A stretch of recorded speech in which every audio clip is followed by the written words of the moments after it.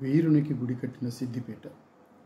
కొన్ని శిల్పాలు చెప్పే కథలు మనల్ని చరిత్రలోకి తీసుకొని పోతాయి. ఇవి బొమ్మలు చెప్పిన కథలు. ఈరాని ప్రేమ పురాణం, ఆ ముట్టడికైన ఖర్చులు, మతలబులు, కైఫేయతులు ఇవి కాబోయి చరిత్ర సారం అన్నాడు శ్రీశ్రీ. రాజుల చరిత్రకు సమాంతరంగా ఉంటుంది యుద్ధ వీరుల చరిత్ర, వీరగల్లుల చరిత్ర. ఇంటికైనా మంటికైనా సొంత మనిషి ఉండాలని అంటారు. అట్లానే ఊరును కాపాడడానికి సొంత వీరులు ఉండేవాళ్ళు పూర్వం. వారు ఆ ఊర్లలోని పిల్లల్ని, స్త్రీలని, పశువులను, సంపదలను కాపాడడానికి దొంగలతోనైనా, పరాయి సైనికులతోనైనా, క్రూర జంతువులతోనైనా ప్రాణాలకు తెగించి పోరాడి ఆత్మసమర్పణ చేసేవారు. ఇటువంటి పోరులో అమరులైన ఆ వీరుల పేరిట గ్రామస్తులు, పాలకులు నిలిపిన స్మారకశిలలే వీరగల్లులు.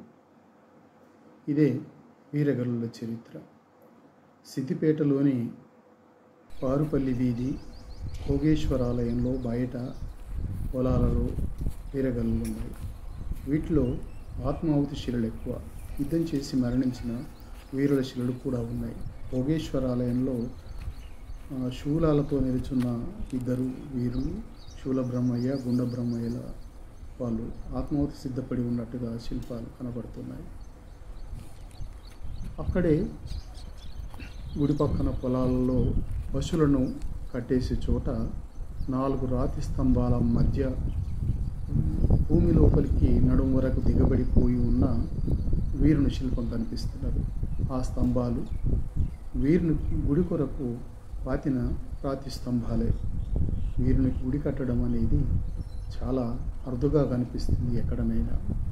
ఇది సిద్దిపేటలో కట్టబడిన వీరుల గుడి. ఈ రాజవీరునికి తలపైన సిగ కుడి వైపుకు కట్టి ఉంది. చెవులకు పెద్ద కుండలాలు ఉన్నాయి. మెడలో హారగ్రైవేయకాలు ఉన్నాయి. తల మీద రాజ హోదాను తెలిపేటువంటి ఛత్రం, గొడుగు ఉంది. శిల్పం శైలి 10-11వ శతాబ్దాల నాటిది. ఎదరుము మీద బాకును గుచ్చుకుంటున్న వీరుడు ఎడమ చేత కత్తిని పట్టుకొని కనపడుతున్నాడు.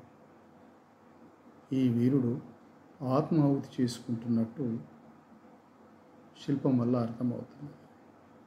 అతనికే సిద్దిపేటలో భోగేశ్వరాలయం సమీపంలో కట్టిన గుడి. అది వీరుల గుడి.